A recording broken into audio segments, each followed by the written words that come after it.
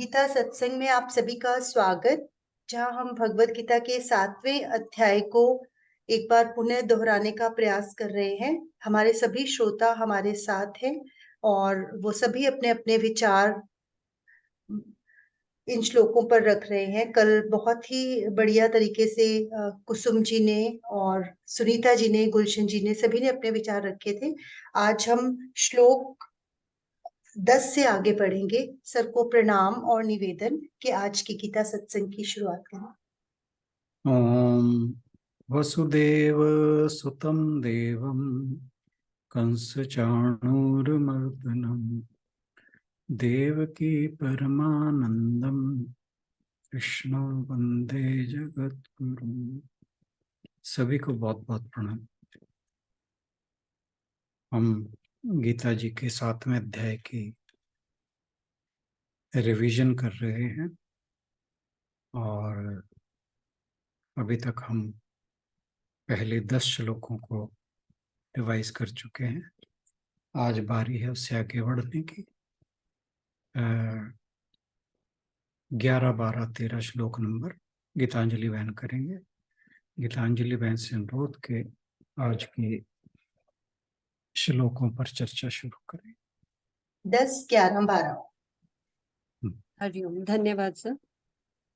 पहले मैं श्लोक का उच्चारण कर देती हूँ। श्लोक 10 जो है चैप्टर 7 का। बीजं माम सर्वभूतानां विद्धि पार्थ सनातनम बुद्धिर्बुद्धिमतामस्मि अस्मि तेजस्तेजस्विनामहम्। बहुत ही खूबसूरती के साथ यहाँ भगवान कृष्ण अर्जुन को एड्रेस करते हुए उनके माध्यम से हमें समझा रहे हैं कि सब प्राणियों का आदि बीज जो है, जो हमारी एग्जिस्टेंस, चाहे वो जड़ है चाहे चेतन है या कोई प्राणी है, उसका जो आदि बीज है, एग्जिस्टेंस का सोर्स है, वो प्रभु ही है। वो बुद्धिमानों की बुद्धि और तेजस्वियों का तेज, जो ग्लोरियस लोग हैं जिनको देख के हमें लगता है कि उनका ऑरा जो है वो अलग ही तरह का है, उनका तेज भी वही है। और जितने भी इस अर्थ पे अभी तक बुद्धिमान पुरुष हुए हैं, जिन्होंने किसी ना किसी रूप में अपना कंट्रीब्यूशन दिया है इस संसार में, उनकी बुद्धि के पीछे भी प्रभु खुद हैं। अब हर किसी चीज का या हर कोई जो घटना घटित होती है, उसके पीछे कोई ना कोई कारण होता है। तो वो कारण जो है जैसे फलित होता है, तो उसका कारण भी जो है वो प्रभु ही है। लेकिन अब प्रश्न ये उठता है कि हर कोई, अगर बीज एक ही है तो हर कोई अलग कैसे है? तो उसके पीछे भी समझने के लिए हम ऐसा समझ सकते हैं कि ऐसा इसलिए होता है कि हमारे जो पूर्व जन्म के संस्कार हैं, उनका कुछ ना कुछ इम्पैक्ट जो है वो हमारी प्रेजेंट लाइफ पे होता है। इसीलिए हम बाकियों से भिन्न होते हैं या दूसरे हमसे भिन्न हमें दिखाई देते हैं। बीज जो है उसमें कोई अंतर नहीं है, हम में सब में उसी का प्रकाश है। लेकिन हमारी कार्य प्रणाली, हमारे सोचने का तरीका और हमारे कार्य करने का ढंग, हमारा कंट्रीब्यूशन जिस तरह से हमारे वर्ल्ड में होता है, वो सब अलग अलग है। अब जैसे हम कह सकते हैं कि कोई हमसे बहुत ज्यादा धनी है, कोई तो बहुत रोजगार जनरेट कर रहा है, कोई तो बहुत ही ज्यादा कंट्रीब्यूट कर रहा है, या तो टेक्नोलॉजी के माध्यम से या अपने किसी स्पिरिचुअल लेवल पे वो कंट्रीब्यूट कर रहा है इस वर्ल्ड में या पूरे संसार में। तो वो क्यों है ऐसा? क्योंकि उस पर भी प्रभु की ही कृपा है, क्योंकि प्रभु ने उनको माध्यम बनाया है वो करने के लिए। और ऐसा उनके साथ भी एक ही बार में नहीं हुआ। ऐसा नहीं है कि उनके ऊपर भगवान ज्यादा दयालु है और बाकियों पर नहीं है। ये हर किसी की जर्नी का अपना एक पेस रहता है, जिसकी वजह से हमें अलग अलग तरह के एक्सपीरियंस होते हैं। तो जितना मेरी समझ में आता है वो यही है कि हर एक एग्जिस्टेंस के पीछे प्रभु खुद हैं। हम सब उनकी मैनिफेस्टेशन है। लेकिन हम सब एक दूसरे से भिन्न इसलिए दिखाई देते हैं क्योंकि हमारी जो जर्नी है वो अलग अलग लेवल पे है अभी। और हम किसी ना किसी माध्यम से कंट्रीब्यूट तो कर रहे हैं, लेकिन उस लेवल पे नहीं जैसा हमें लगता है कि दूसरे कर रहे हैं। इसमें एग्जाम्पल लेने के लिए हम अगर लिटरेचर के फील्ड में देखें तो मैंने कहीं पढ़ा कि शेक्सपियर का जो कंट्रीब्यूशन है, या स्वामी विवेकानंद जी का जो स्पिरिचुअल लाइफ में कंट्रीब्यूशन है, स्पिरिचुअल नॉलेज के फील्ड में जो कंट्रीब्यूशन है, फिलोसफी के फील्ड में जो उनका कंट्रीब्यूशन है, तो इसे हम ऐसे समझ सकते हैं कि इसका क्रेडिट जो है वो हम एज अ बॉडी और माइंड कॉम्प्लेक्स खुद लेना चाहते हैं कई बार। इन्होंने नहीं लिया, लेकिन नॉर्मली हम जो भी कुछ अच्छा करते हैं अपनी लाइफ में उसका क्रेडिट खुद लेना चाहते हैं, लेकिन जब जो मूल है उसके पीछे वो रूट है जो वो हम भूल जाते हैं कि वो क्या है। अब आगे श्लोक पे बढ़ने से पहले संत तुलसीदास जी ने भी इसका वर्णन किया है। उन्होंने कहा है कि ना मैं किया न कर सकूं, साहिब करता मोर, करत करावत आप है, तुलसी तुलसी शोर। कि अगर उन्होंने कोई एक काव्य लिखा तो प्रसिद्धि तो तुलसी जी की हुई, लेकिन तुलसी जी भी ये मानते हैं कि करवाने वाला, उनको माध्यम बनाने वाला तो प्रभु स्वयं खुद हैं, लेकिन चारों तरफ अब जो प्रसिद्धि है वो उनकी हो रही है। इसका एक बहुत सिंपल सा उदाहरण अभी हमारे सामने ये चंद्रयान 3 का आता है कि इतना बड़ा प्रोजेक्ट था ये, और 18,000 से ज्यादा लोग इसमें इन्वॉल्व थे। तो जो मनुष्य है वो गलतियों का पुतला है। तो इस फील्ड में, इस प्रॉपर प्रोजेक्ट में इतना प्रिसीशन इसलिए आया क्योंकि भगवान इन सबको माध्यम बनाना चाहते थे और ये करवाना चाहते थे उनसे। चलिए अब इसी के साथ हम चलते हैं श्लोक 11 पर, जिसका उच्चारण इस तरह है। बलम बलवताम चाहम, काम राग विवर्जितम, धर्म विरुद्धो भूतेषु, कामो अस्मि भरतर्षभ। इसमें प्रभु अर्जुन को भरत श्रेष्ठ की उपाधि से संबोधित करते हुए कहते हैं कि प्रभु बलवान पुरुषों का काम और आसक्ति रहित बल में है। प्रभु वो काम है या वो डिजायर्स हैं जो धर्म या धर्म ग्रंथों की आज्ञाओं के विरुद्ध नहीं है। जैसे अभी अभी गीता क्लास शुरू होने से पहले जो हम रिकॉर्डिंग सुन रहे थे उसमें एग्जैक्टली यही बात सर हमें समझाने की कोशिश कर रहे थे एक्सप्लेनेशन के थ्रू, कि हम कॉमन बीइंग्स हैं, without desires we can not live. हमारे पास डिजायर्स होती है, उनको फुलफिल करने के रीजंस होते हैं और अपने अपने उनको कंप्लीट करने के माध्यम भी होते हैं।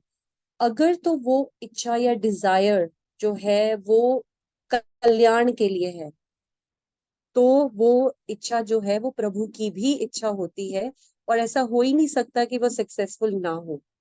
और अगर तो वो हमारी इन्फ्लुएंस्ड है हमारी ग्रीड से, तो वो अच्छी इच्छा या वो अच्छी डिजायर नहीं है। इसको हमारे ग्रंथ भी जो हैं वो सपोर्ट नहीं करते हैं कि होनी चाहिए। जैसे जरूरत से ज्यादा धन अगर हमारे पास है और हम अगर किसी की मदद नहीं कर रहे हैं तो ये गलत है।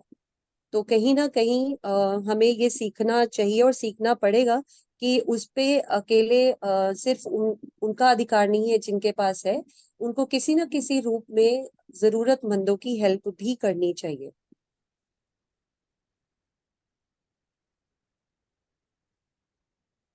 और प्रभु कहते हैं कि आसक्ति रहित होना क्यों जरूरी है, अटैचमेंट क्यों नहीं होनी चाहिए किसी भी चीज से। अब जैसे एक प्रसंग आता है महाभारत में जहां पर जब पांडवों को पता चलता है कि वो इजीली गुरु द्रोण को नहीं हरा पाएंगे, तो उनको उनकी वीकनेस पता थी, क्योंकि जब हमारी डिजायर जो है वो अटैचमेंट का रूप ले लेती है तो वो कहीं ना कहीं हमारे पतन का भी कारण बनती है। तो इसी तरह जब ये तो जग जाहिर था ही कि गुरु द्रोण को अपने पुत्र विश्वतामा से बहुत स्नेह है और वो उनको बहुत चाहते हैं, तो इसी अटैचमेंट का फायदा उठाकर फिर पांडवों ने उनको हराया था। तो जो गुरु द्रोण की जो अटैचमेंट थी उनके पुत्र के साथ, वही उनके पतन का भी कारण बनी थी। अब मैं श्लोक 12 का उच्चारण कर रही हूँ। इट सेज, ये चैव सात्विका भावा राजसास्तामसाश्च यह ये यह ओके मत एवति तान विद्वी न त्वहम तेषु ते मयि। इसमें हमें भगवान ने बहुत ही क्लियरली तीनों गुणों के बारे में बताया है, रजोगुण, तमोगुण और सतोगुण, जो उनकी ही शक्ति से प्रकट हुए हैं, जो उनकी ही मैनिफेस्टेशन है, लेकिन प्रभु उन सब तीनों गुणों से परे हैं। अब तमस गुण में तमस गुण जो है वो रेफर करता है लेजीनेस, प्रोक्रेस्टिनेशन को। जब हम कोई काम करना नहीं चाहते हैं, हम बहुत ज्यादा जो है जोन्ड आउट होते हैं। और जो रजस गुण है वो बहुत ही ज्यादा एम्बिशियस जिसको बोलते हैं, वो होते हैं फुल ऑफ एक्टिविटी होते हैं, लेकिन उनका कोई ना कोई मोटिवेशन रहता है कुछ ना कुछ अचीव करने के लिए। और जो सत्वगुण है वो बहुत ही सीरीन, काम और ज्ञान से प्रेरित है। बिकॉज जो सतोगुण है उनको पता है, उस माइंड को पता है कि इन टोटैलिटी हमारा ओरिजिन क्या है, हम क्या है, हम मतलब हमारा मूल क्या है। तो वो उनके एक्शंस उससे प्रभावित होते हैं। लेकिन जब हमारे जो कर्म है वो तमोगुणों से प्रभावित होते हैं, तो हमें उस चीज को एक बार जरूर रिफ्लेक्ट करना चाहिए और उसमें इम्प्रूवमेंट लाने की कोशिश करनी चाहिए। और जो रजोगुण है वो फुल ऑफ एक्टिविटी रहते हैं, विशियस होते हैं, वो बहुत लोग मटेरियलिस्टिक भी कह सकते हैं उन्हें कि वो होते हैं। अब हमारा जो पूरा जीवन है, अगर हम देखें तो पूरे दिन में कभी भी एक तरह नहीं रहते हैं। कभी हमें बहुत गुस्सा आता है, कभी हम एकदम शांत हो जाते हैं। तो इसका मतलब है कहीं ना कहीं इन तीनों गुणों की प्रेजेंस हम में है, और उनके परम्यूटेशन कॉम्बिनेशन की वजह से हम अपने अपनी अपनी लाइफ में अलग अलग तरह के डिसीजंस लेते हैं। कुछ डिसीजन सही होते हैं, कुछ गलत होते हैं, कुछ प्रभावित करते हैं बहुत ज्यादा हमें, और कुछ हमें नहीं भी प्रभावित करते। तो उन डिसीजन का जो कॉन्सिक्वेंस हमें भुगतने पड़ते हैं, उसी से हमें पता चल जाता है कि जब हमने वो डिसीजन लिया तब हमारी वो मनोस्थिति क्या थी। तब हम इन्फ्लुएंस थे अपने तमोगुण से, तब हम इन्फ्लुएंस थे हम अपने रजोगुण से, या तब हम इन्फ्लुएंस थे अपने सतोगुण से, जो हमारे अंदर प्रेजेंस रखते हैं। तो सभी शुभ और अशुभ जो बद्धी वस्तुएं सृष्टि के हर जड़ चेतन और जीवों पदार्थों का अस्तित्व केवल और केवल भगवान की शक्ति द्वारा ही संभव है। हालांकि सभी वस्तुएं जो है वो भगवान से प्रकट होती हैं, ये गुण भी प्रकट उन्हीं की मैनिफेस्टेशन है, लेकिन वो इनसे बहुत बहुत बहुत परे है। और इसी को अल्फ्रेड टेनिसन ने अपनी एक प्रसिद्ध कविता इन मेमोरियम के द्वारा इस तरह समझाने की कोशिश की है कि हमारी जो हर क्रिया है उसका एक समय निश्चित है, और हमारा आदि और अंत भी है। और हमारा जो हम भगवान के आगे हमें यही प्रेयर करनी चाहिए कि आपकी जो महिमा है वो अनंत है, वो इससे परे है, तो वो हमें भी हेल्प करे, सपोर्ट करे और हमेशा हमारे साथ रहे, ताकि हम भी उनके बताए हुए रास्ते पर चल पाए। थैंक बहुत यू। बढ़िया, बहुत ही अच्छे से आपने एक्सप्लेन किया। Thank you so much. Thank you sir.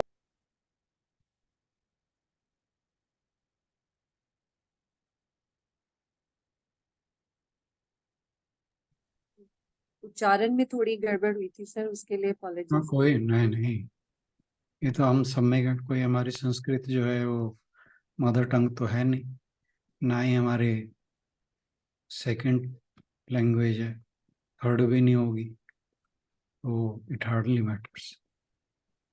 Ji sir. Next next किसका है ये? सर मैं लूंगी। ओके। हरिओम। बहुत अच्छे से गीतांजलि बहन ने अभी हमें बताया और श्लोक 12, 13 और 14, मुझे 13, 14 और 15 लेना है। श्लोक 12, 13 और 14 तीनों में ही परमात्मा ने हमें माया के बारे में समझाने का प्रयास किया है कि कैसे ये माया कितने प्रकार की है और कैसे ये हमें प्रभावित करती है और किस तरह से हम इससे पार जा सकते हैं। श्लोक 12 में अभी हमने जाना कि कैसे सत, रज और तम इन तीनों से ही हम बने हैं और इन तीनों का असर जब हम पर अलग अलग दिखाई देता है तभी हम अलग अलग प्रकार का हमारा बिहेवियर रहता है या वैसा ही सोचकर हम प्रयास करते हैं। बहुत बार जैसे हम बात करते हैं किसी बात को लेकर हम कि तब हमने ऐसा गलती क्यों की या ऐसा हम क्यों ऐसा कर पाए, तो वो सब शायद मायावश ही वैसा हम कई बार डिसीजन ले लेते हैं। तो 3 प्रकार की हमने माया के बारे में जाना जिसके बारे में आगे श्लोक नंबर 13 में भी यही बताया गया है।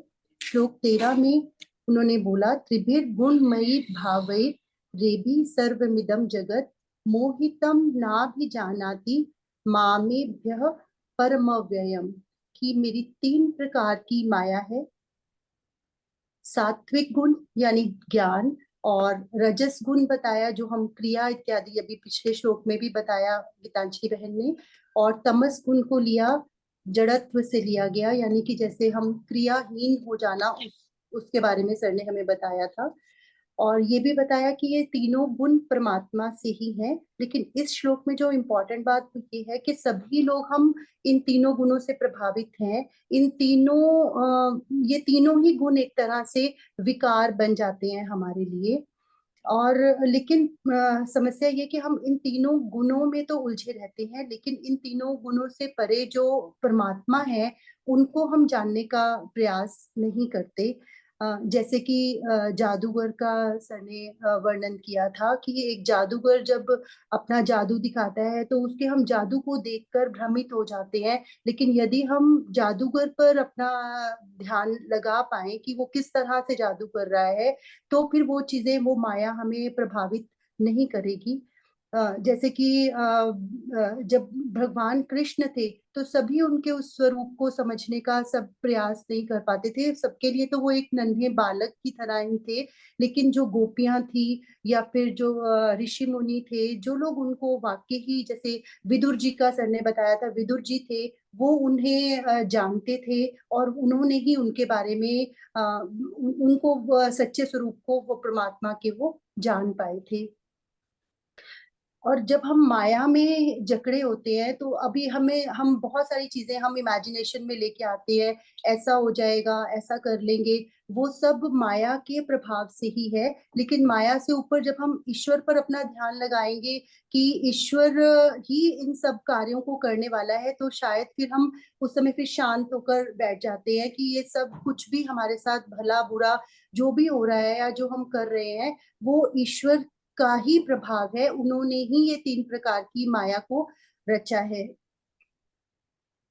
और इसके साथ उन्होंने शुरू में जब कहा था सर ने, तो ये बताया था कि विकार हैं, जैसे हम सोचते हैं कि रजस और तमस यही विकार है, लेकिन सत्व को हम विकार नहीं मानते। हम सोचते हैं सत्व गुण तो बहुत ही अच्छा है, सब में होना चाहिए। लेकिन जो लोग इस मार्ग पर चलने लगते हैं धीरे धीरे, तो उनमें कभी कभी जब ये अहंकार आने लगता है कि हम तो बहुत अच्छे हो गए, या हम तो बहुत भक्ति करने लग गए, या हम इस मार्ग पर चल रहे हैं, तो वो भी हमारे अंदर एक सूक्ष्म अहंकार बन जाता है, जो वो भी हमें नीचे की ओर ले जा सकता है यदि उसको हम उस पर ध्यान ना दें कि ये हमारे अंदर अहंकार बन रहा है या ये वास्तव में ही हमें अपनी जो आध्यात्मिक यात्रा है उसमें आगे बढ़ाने के लिए हेल्प कर रहा है हमें।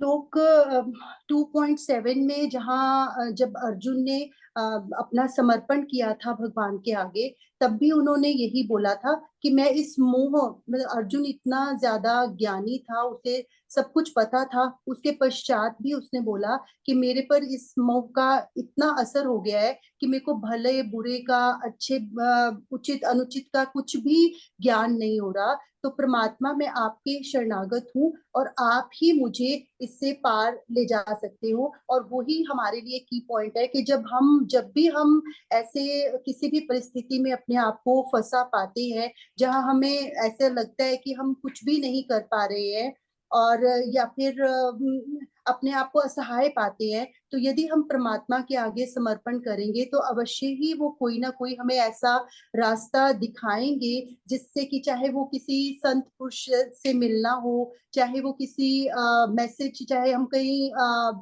किसी बुक में से कुछ पढ़ सकते हैं या कहीं न्यूज में या फिर टीवी पे कहीं पे भी हम कुछ सुन सकते हैं। कोई मैसेज कई बार ऐसे आ जाते हैं जिनको सुनकर कि हमें लगता है कि वाकई ही परमात्मा ने हमें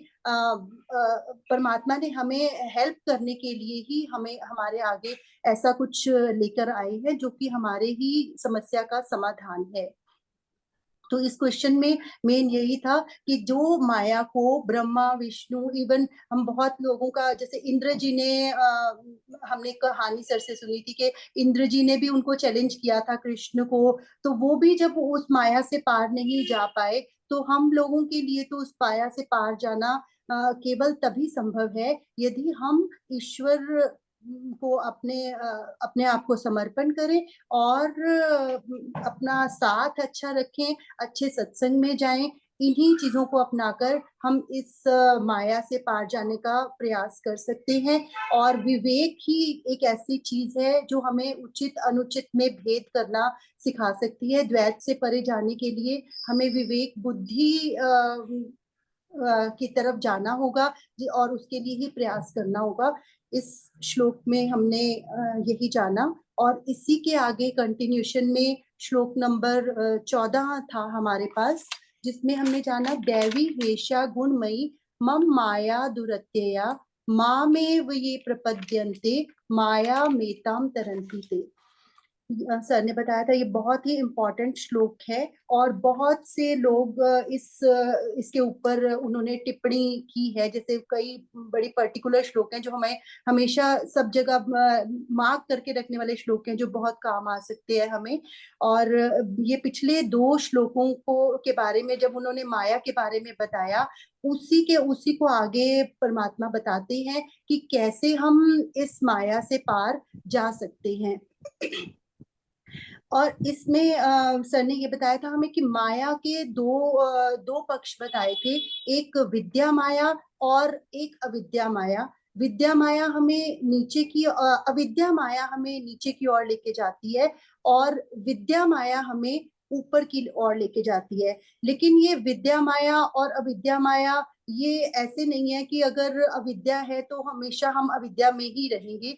यदि हम प्रयास करें तो हम अवश्य अपने आप को विद्या माया को जानने का, अविद्या माया से पार जाने का प्रयास कर सकते हैं। लेकिन उसके लिए प्रयास हमें अवश्य करने पड़ेंगे और ये हमारी जिम्मेवारी भी है। ये श्लोक इसलिए भी इम्पोर्टेंट है क्योंकि यदि हम इस श्लोक पर चले और ये जाने कि विद्या माया क्यों इम्पोर्टेंट है, तो जितने भी जो गलत काम होते हैं या जैसे कल किसी से प्रीतम आंटी से मैं बात कर रही थी तो उन्होंने बताया कि उनके टाइम में उनके पिताजी एक बार उनके कोई रिलेटिव का कुछ क्लेम लेने के लिए वापस काफी टाइम के बाद पाकिस्तान गए और वहां से वो क्लेम लाके दिया क्योंकि वो विडो थी और उनको जरूरी था कि उनका किस तरह से गुजारा होगा। इतने एफर्ट्स उन्होंने किया क्योंकि वो नैतिकता पुराने जमाने में हम ज्यादा देखते थे, लोग ज्यादा कंसर्न रहते थे, दूसरों के लिए भी, सिर्फ अपना नहीं सोचते थे। लेकिन अब जैसे जैसे हम देख रहे हैं कि धीरे धीरे सब सेल्फ सेंटर्ड होते जा रहे हैं कि सिर्फ अपना फायदा देखा और उसके बाद हम दूसरे के ऊपर उतना ध्यान नहीं देते हैं। लेकिन यदि हमें पता होगा कि क्या सही है और क्या गलत है तो हम अपने साथ साथ दूसरों का भी भला चाहेंगे, उनके लिए भी जरूर हम प्रयासरत होंगे। तो हमें जरूर अवश्य से ही विद्या और अविद्या इन दोनों में अंतर पता होना चाहिए और जरूर अपने आप को अविद्या माया से पार ले जाने का प्रयास करना चाहिए। लेकिन वो अगेन पहले वाली बात कि वो संभव तभी है यदि हम अपने आप को परमात्मा के समर्पण कर देंगे, उनके शरणागत हो जाएंगे, तभी हम ऐसा उससे पार जाने का प्रयास कर सकते हैं। और जैसे हम जब स्वप्न देखते हैं या जब हम कोई हमें हिप्नोटाइज कर देता है तो हमें वो सारी चीजें पता ऐसे ही लगती हैं कि वो सब सच ही हो रहा है जो भी हो रहा है। लेकिन जब हमें उसकी रियलिटी समझ में आती है तो हमें वो सब चीजों का पता चल जाता है कि ये सब एक भ्रम है, इसके अंदर कुछ भी सच्चाई नहीं छुपी हुई है। तो इसी तरह हमें भी इन श्लोकों से यही सीखने को मिलता है कि हमें सत रज तम इन तीनों गुणों से पार जाने का प्रयास करना है। और धीरे धीरे हमने सत के रज और तम के साथ साथ सत से भी ऊपर उठना है, जिसके लिए सर ने हमें एक और वृत्तांत सुना बताया था कि जब एक लुटेरा, तीन लुटेरे थे जो एक व्यक्ति को लूट रहे थे। तो उन्होंने जब लूटा तो उन्होंने बोला कि इसके बाद तम ने बोला कि इसको हम मार देते हैं। तो रज ने बोला कि नहीं, इसको मारने की जरूरत नहीं है, इसको हम ऐसे ही छोड़ देते हैं। लेकिन सत ने आकर उससे माफी मांगी थी, सर ऐसे ही था ना?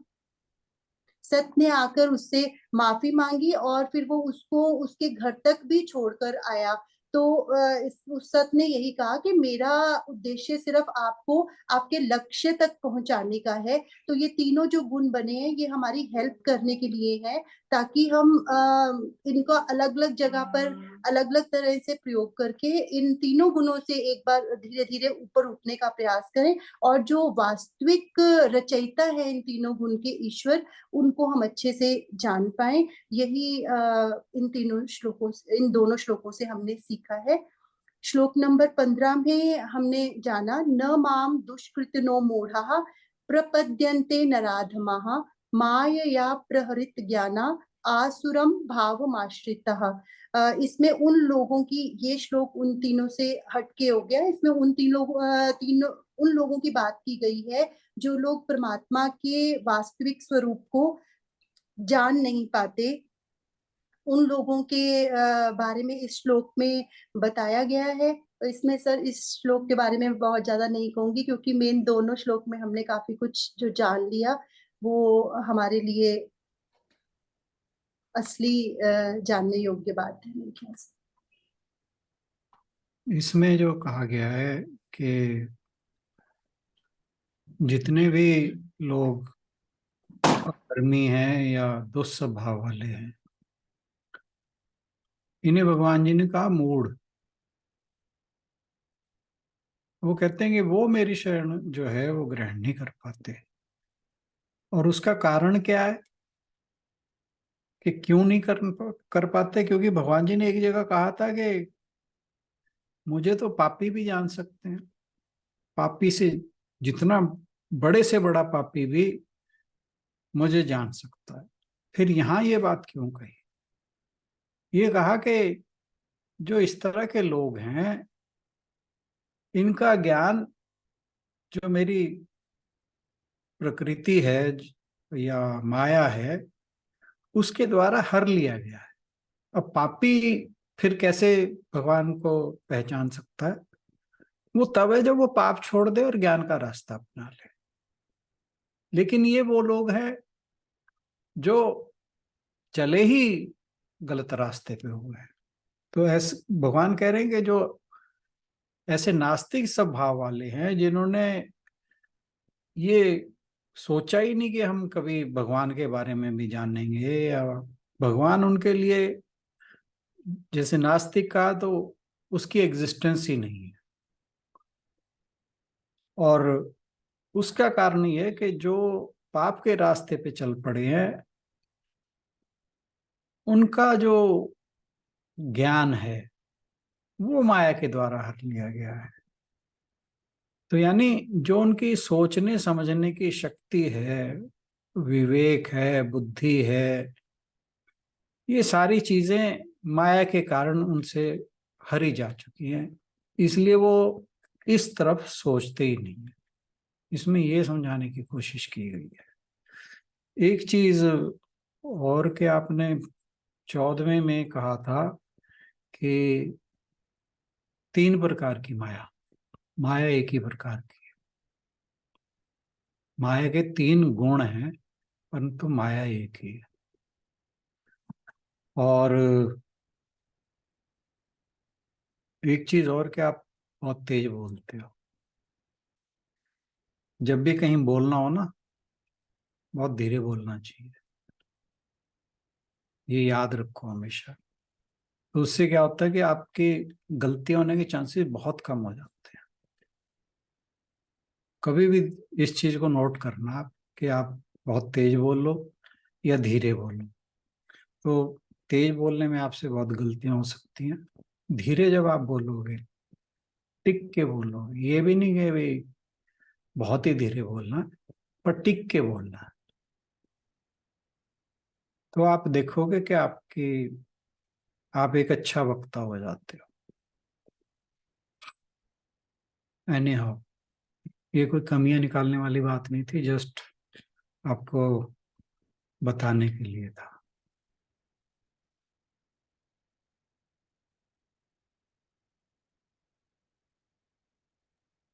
स्नेह पाठक जी का है नेक्स्ट। हाँ जी। नेक्स्ट स्नेह जी का है। प्रणाम सबको मेरी तरफ से। मैं शायद इतना ना एक्सप्लेन कर पाऊँ जितना मेरे से पहले सबने बहुत अच्छे से किया, लेकिन फिर भी मैं कोशिश करती हूँ। कोई बात नहीं। तो मैंने तो ये समझा कि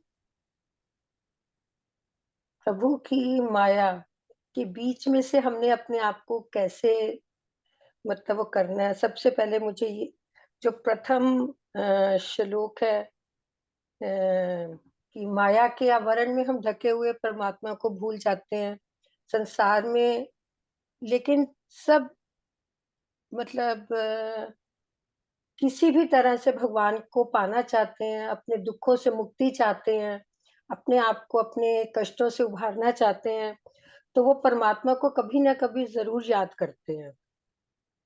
लेकिन उसमें से भी हम मतलब ये देखते हैं कि कुछ लोग भगवान को किस तरह भजते हैं, किस रूप में भजते हैं, किस लिए भजते हैं। वो पहले श्लोक में कहा गया है, जैसे चतुर्विधा भजन्ते माम जनः सुकृतो नोर्जुनः आर्तो जिज्ञासुर्थार्थी ज्ञानी च भरतर्षभ। इसके अंदर ये कहा गया है कि संसार के अंदर भजते तो सभी हैं, भगवान को याद करते हैं, लेकिन हम किस किस हमारा मतलब मेन उद्देश्य क्या होता है भजने का, हम कब भजन करते हैं। तो इसके अंदर भगवान जी ने कहा है कि 4 तरह के हमारे मतलब लोग हैं जो भगवान को भजते हैं। जैसे आरती, जिज्ञासी, आरती और ज्ञानी। इसके अंदर जो आरती है, कुछ लोग जिनको जिस चीज की कमी होती है वो उसको पाने के लिए वो भजन करते हैं, कि वो जब उनको वो मिल जाती है चीज, तो वो उसके बाद उनकी वो भजन करना या तो कम कर देते हैं या छोड़ देते हैं। जब उनकी इच्छा की पूर्ति हो जाती है तो वो उससे थोड़ा हट जाते हैं, कम हो जाते हैं, या मतलब ये उनके ऊपर अपनी डिपेंड करता है। और दूसरी तरह की मतलब कि वो जो पूजा करने वाले हैं, जिज्ञासु, जो कभी कष्ट आया तो वो उसको निवारण के लिए वो प्रार्थना करते हैं भगवान से, उनकी पूजा करते हैं, ताकि हे भगवान जी हमें कष्ट मत देना। और तीसरी तरह के विद्यार्थी हैं, विद्यार्थी नहीं मतलब पूजा करने वाले, सॉरी, कि जो तीसरी तरह के वो पूजा करने वाले हैं, वो उनमें ये होता है कि भगवान जी कि मुझे कष्ट मत, ये नहीं कहेंगे कि मुझे कष्ट मत देना, ये कहेंगे कि हे भगवान जी मुझे कष्टों में से उभरने की शक्ति देना, बुद्धि देना और मेरे ज्ञान में वृद्धि करना। तो और इसके बाद वो आ गए कि जो अन्य प्रकार के मतलब है इनके अलावा उनको हम ज्ञानी कह सकते हैं, जिनको ये पता है कि ये सब ज्ञान जो है, यह हमारा साथ देने वाला एक प्रभु ही है, एक परमात्मा है जो मतलब हमें, मतलब हमारे दुखों का कारण, तो खैर हम दुखों कारण तो हम खुद होते हैं, कि दुखों में सहने की शक्ति देने वाला जो है एक परमात्मा ही है। तो इसके अंदर ये है कि हम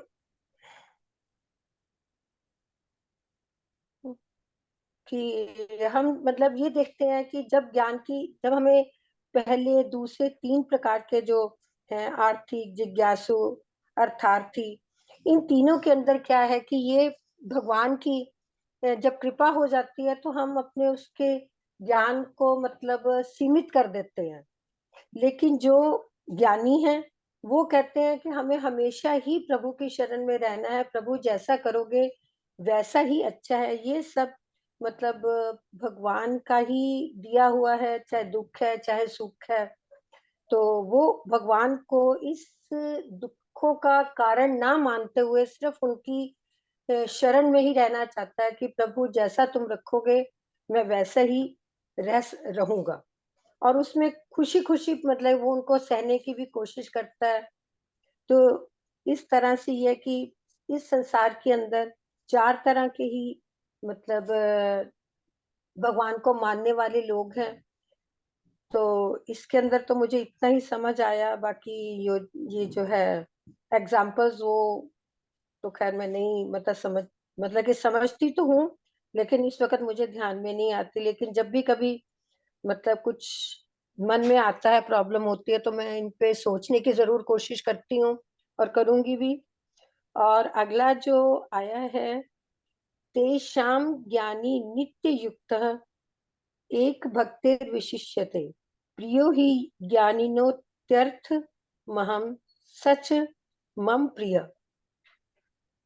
और भगवान जी लेकिन भगवान जी मतलब कहते हैं कि मुझे, चाहे वो कोई भजन करे चाहे ना करे, चाहे किसी में भी हो, वो मुझे सब प्रिय है। कि जैसे भजन कोई नहीं करता, अगर वो भजन करता है और उसके बाद उसकी इच्छा पूर्ति हो जाती है, पहले में मैं कहना दिमाग से मेरे निकल गया, कि जो जब हम भजन करते हैं और हमारी इच्छा पूर्ति हो जाती है, किसी ध्येय से हम भजन करते हैं, तो उनकी इच्छा भी पूर्ति करते हैं। और जो धन की इच्छा पूर्ति करते हैं, उन धन की इच्छा से करते हैं भक्ति, तो मैं उनकी धन की इच्छा या और किसी प्रकार की इच्छा तो उनको भी पूर्ण करता हूँ। तो भगवान जी कहते हैं कि जो तीसरी तरह का, चौथी तरह का ज्ञानी है, वो कुछ भी नहीं मांगता। तो वो एक कभी मन में भी आता है कि इन सब की इच्छा पूर्ण करते हैं और उसकी तो कोई इच्छा ही नहीं होती। तो वो कहते हैं भगवान जी आप उनकी भी इच्छा पूर्ण करते हैं, उनके लिए भी इतने अच्छे, उनके लिए भी सबके लिए एक बराबर हो। तो कहते हैं कि भगवान जी कहते हैं मैं उनकी इच्छा इसलिए पूर्ण करता हूँ कि उनका मेरे में विश्वास बंधा रहे। अगर वो इच्छा पूर्ण नहीं करेंगे तो विश्वास हमारा रहे, मतलब कि वो डामाडोल हो जाएगा। विश्वास रहता है तो हम दोबारा भी उस चीज को मतलब कि उस रास्ते पर चलने के लिए तैयार रहते हैं और तत्पर रहते हैं। और हमेशा मतलब हम उस रास्ते पर चलने की मतलब कोशिश भी करते रहते हैं। तो ये है कि भगवान जी कहते हैं कि जो बिना किसी ध्येय के, इसमें कहा गया है कि तेषाम ज्ञानी, वो ज्ञानी पुरुष जो नित्य हमेशा ही मेरे को एक भाव से ही भजते हैं। वो तो हमेशा ये कहते हैं कि प्रभु मैं तेरी शरण में हूँ, जो तूने दिया अच्छा दिया। और मुझे अगर कभी कष्ट आए तो मैं ये कहता हूँ कि भगवान मुझे कष्ट सहने की शक्ति देना। हमेशा एक ही भाव में रहते हैं। मुझे वो जन बहुत प्रिय है। तो हमें मतलब ये इसमें मेरे को ये समझ आता है कि हमें भगवान की रजा में ही राजी रहने में ही हमारी खुशी है, होनी भी चाहिए। और मतलब कि हम कोशिश भी कर रहे हैं सब। तो बाकी रहा तीसरा, उदारः सर्व एवैति ज्ञानी त्वात्मेव ते मतम आस्थितः स ही युक्तात्मा मामेव मामेवानुत्तमाम गतिम।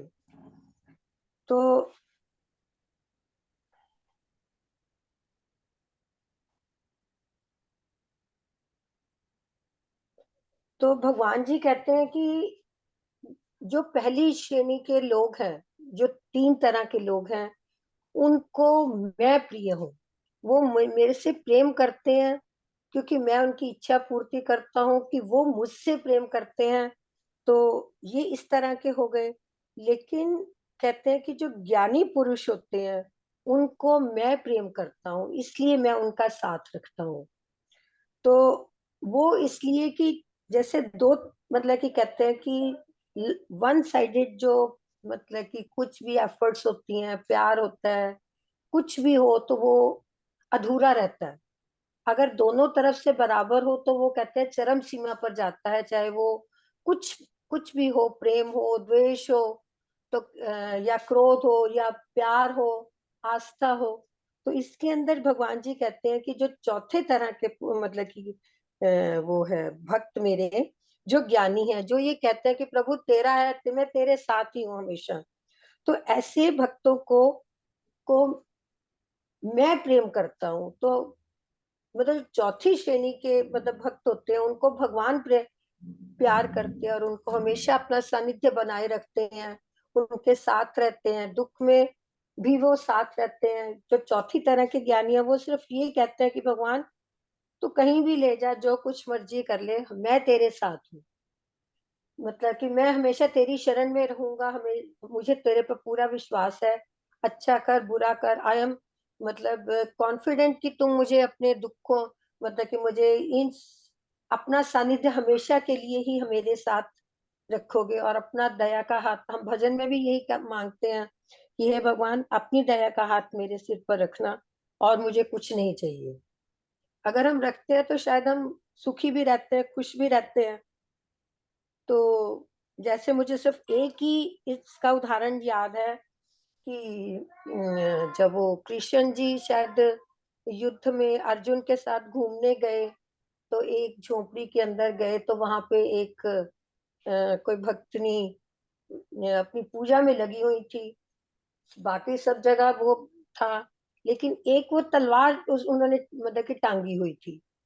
तो तलवार टांगी हुई थी, तो अर्जुन जी ने पूछा कि उनसे, जो वो पूजा कर रहे थे, कहते आप तो इतने भक्ति भाव वाले हो, भगवान को इतना प्यार करते हो, इतना विश्वास करते हो, उनसे हमेशा सानिध्य बनाए रखते हो, लेकिन ये तलवार जो बिल्कुल ही किसी, मतलब इसका कोई देखा जाए तो अच्छा गुण नहीं होता, सिर्फ सिर्फ इसलिए कि अगर इसको उपयोग सही से करो तो ठीक है, नहीं है तो इसको क्यों टांगा हुआ है। तो कहते हैं कि अगर ये होते तो मैं सबसे पहले द्रौपदी को वो करती। इससे मतलब द्रौपदी मेरे सामने आए तो मैं उसको, मतलब कि वो इस तलवार से उसका गला काट दूंगी। तो वो कहते हैं कि भाई उसका गला क्यों काटोगे। कहते हैं कि वो, कहते हैं उसने मतलब एक जब उसका चीर हरण हो रहा था, तो कहते हैं कि अगर वो ये हो भी जाता सब कुछ तो क्या था, लेकिन उसका मन तो शुद्ध था ना, वो उसने क्यों इस चीज को इतना किया और मेरे भगवान को इतना कष्ट दिया कि वो बेचारे भोजन छोड़ के भागे आए। उन्होंने खाना छोड़ के भी वो भागे आए और नंगे पांव मतलब आए उनका वो करने के लिए। इसलिए कहते अगर होता तो क्या हो जाता, उसने मेरे भगवान जी को क्यों इतना तंग किया। भगवान जी को कष्ट ना देने के भाव से, मतलब उसने कहा कि उसने भगवान जी को मेरे को कष्ट दिया है, इसलिए मैं उसको पसंद नहीं करती। यानी कि उसका प्यार मतलब इतना था भगवान जी के प्रति, तो वो भगवान जी को मतलब वो इतने से कष्ट में भी नहीं देख पा रही थी। तो उस तरह से ये भगवान जी जिस तरह से हर भक्त को कष्ट में नहीं देख पाते, क्योंकि उसका भी प्यार उतना था, तब भगवान जी आए उसके पास, क्योंकि उसकी आस्था, उसका भगवान जो था सिर्फ मतलब उसके साथ एक एक एकात्म करके ही वो रहती थी हमेशा। तो मेरा ये है कि जो ज्ञानी पुरुष है, उनमें सिर्फ और मतलब कि एक जनरल कैटेगरी के जो भगत हैं, हम लोग जिसमें हम भी आते हैं, हम भी अपनी इच्छाओं को पूर्ण करने के लिए कभी करते हैं, कभी कैसे करते हैं।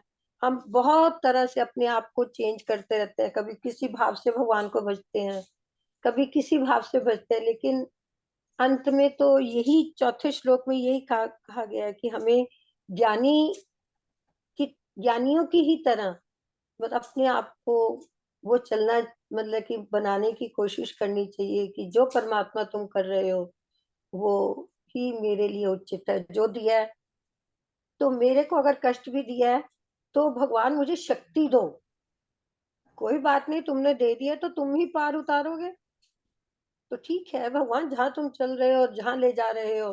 वही वाली भजन की एक लाइन मुझे याद आ गई, जहां तुम ले चलोगे वहां मैं चलूंगा। अगर हम इसी लाइन को अपने जिंदगी में मतलब कर ले तो शायद मतलब मैं सोचती हूँ कि अपने आप को हम एक अच्छे राह पे चलाने की कोशिश तो कर ही रहे हैं, लेकिन हम लगता है कि हम उस पे और जल्दी पहुंच सकते हैं। तो यही कहते हुए मैं बस अपने समाप्त करती हूँ। अगर कुछ रह तो बहुत कुछ गया है बोलने के लिए, मतलब कि मेरे ज्ञान के मुताबिक तो इतना ही है, बाकी तो होता ही है बोलने के लिए। बाकी प्रणाम सबको मेरी तरफ से, अगर कुछ रह गया तो उसके लिए क्षमा। थैंक यू, बहुत अच्छा बोला आपने। बस पहले वाले में आपने वो जो पहले तीन थे उनको थोड़ा मिक्सअप कर दिया। आर्त जो थे, आरती, वो होते हैं जो दुख में पुकारते हैं कि हमारे दुख का निवारण हो जाए। अर्थार्थी वर्ड जो है ये अर्थ से बना है। अर्थ मतलब धन संपदा।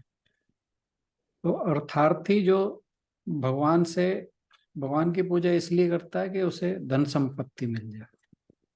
जिज्ञासु वो हैं जो भगवान को पाना चाहते हैं। और जिज्ञासु और ज्ञानी में फर्क क्या है कि जो जिज्ञासु है वो भगवान को पाना तो चाहता है, लेकिन ज्ञानी जो है वो ज्ञान सहित करता है ये सब। उसे ज्ञान हो चुका है, उसे आत्म साक्षात्कार हो चुका है। बस इतना सही बात कहनी थी मुझे, बाकी आपने वो अच्छा किया। Thank you sir, Thank you. Thank you sir, ध्यान रखूंगी आगे से इसका ना। धन्यवाद सर। सर आज लेना का नेक्स्ट, या कंक्लूड कर दें? 7:10 हो चुके हैं। हाँ जी, कल ले लेते हैं फिर कल नेक्स्ट ना। लेंगे। लेना। चलिए इसी के साथ समापन की ओर बढ़ेंगे और इससे आगे की चर्चा कल जारी रखेंगे। ओम पूर्णमद पूर्णमिदं पूर्णात् पूर्णमुदच्यते पूर्णस्य पूर्णमादाय पूर्णमेवावशिष्यते। ओम शांति शांति शांति। हरिओम। सभी को बहुत बहुत प्रणाम और आज के सत्संग में जुड़ने के लिए बहुत बहुत धन्यवाद। Thank you. सभी की ओर से राधना सर का भी बहुत बहुत धन्यवाद। कल मिलते हैं अगले सेशन में। Thank you everyone.